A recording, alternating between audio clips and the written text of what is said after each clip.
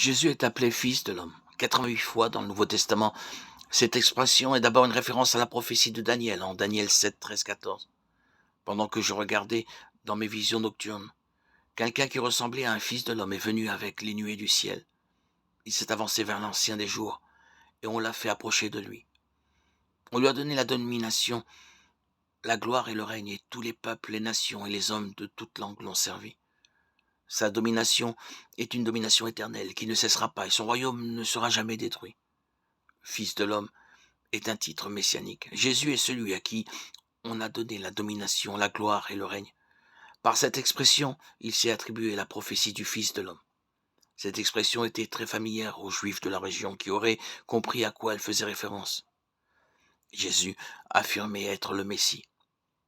Cette expression implique également que Jésus était pleinement humain.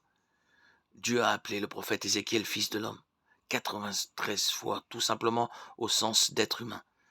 Un fils de l'homme est un homme. Jésus était pleinement Dieu, Jean 1,1. Mais il était aussi pleinement homme, Jean 1,14. 1 Jean 4,2 nous dit « Voici comment identifier l'Esprit de Dieu. Tout esprit qui reconnaît que Jésus est le Messie venu en homme est de Dieu. » Jésus était le Fils de Dieu, il était d'essence divine, mais il était aussi le Fils de l'homme, d'essence humaine. En résumé, l'expression « Fils de l'homme » indique que Jésus est le Messie et qu'il est un véritable être humain.